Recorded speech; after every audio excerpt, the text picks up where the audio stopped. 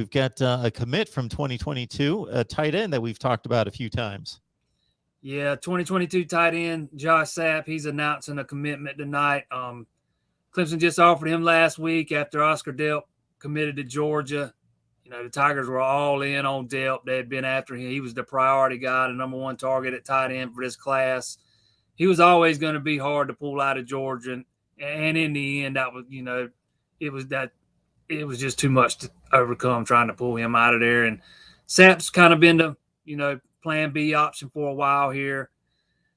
Jaleel Skinner, was on the radar for a long time. Clemson kind of backed off of him like some other teams did, late. He ends up committing to Alabama. And, Sapp's not a real flashy guy. I think he's only a 3-star with the services. But he's only 6'2", so that's going to get him knocked in the services. He's not quite tall enough, so to speak, is what you'll hear some guys say. But he kind of reminds me of Dwayne Allen a little bit. A Clemson tight end early in the Dabo Swinney era. He was only 6'3", but he was a big guy. Took him a year or two to really get it going, but he ended up having a pretty solid career while at Clemson and played a little bit in the NFL. And I think Sapp's got that kind of potential too. There's a lot to like what you see on film. He's got the frame to hold him a little bit more weight. He's already up around 230. He could probably get up to 245, 250 easy. I think with the way Clemson's recruited tight end in the last couple of years, they signed Jake Brenningstool last class. They've got Say Genius. So they'll have the luxury, provided those guys stay healthy, they'll have the luxury of bringing him along, slowly, allowing him to develop. And I think in a year or two, he can be a valuable asset to the offense. Because it took me a while to find his evaluation. So people that are just locked in on just numbers, like we want the best tight end in the country, won a top 5 of this and a top 10 of that, not necessarily going to be impressed with this. But if you trust the Clemson coaching staff and the evaluation and the fit, then you just have to go with it.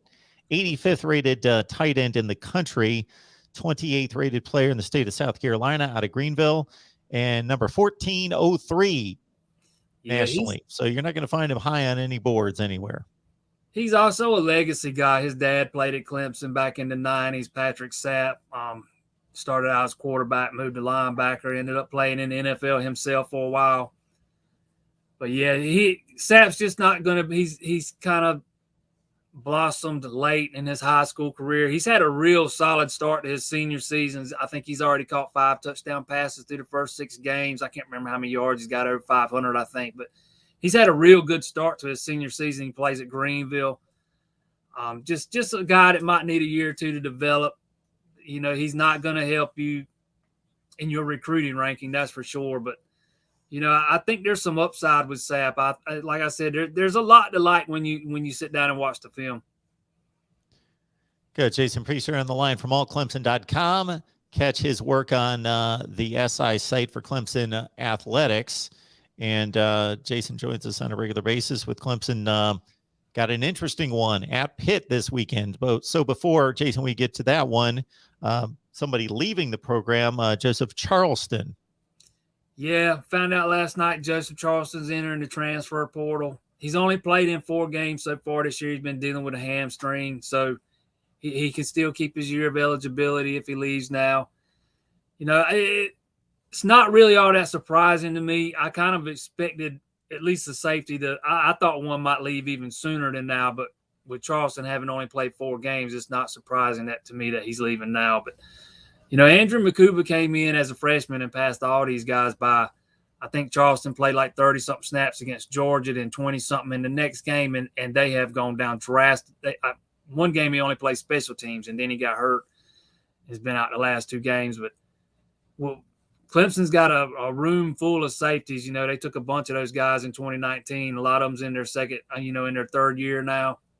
And with Makuba coming in and passing all those guys by, it wouldn't shock me to see another one leave at some point in the future. I mean, he's just been that good. He's taken advantage of his opportunity, and he's, like I said, he's just passed those guys by. And if they want to play it, they're just going to have to go somewhere else and do it. We're talking about a player that had 502 snaps last year and was third on the team with 55 tackles.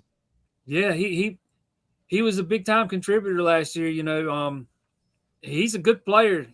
Clemson's not going to be better because he left, that's for sure.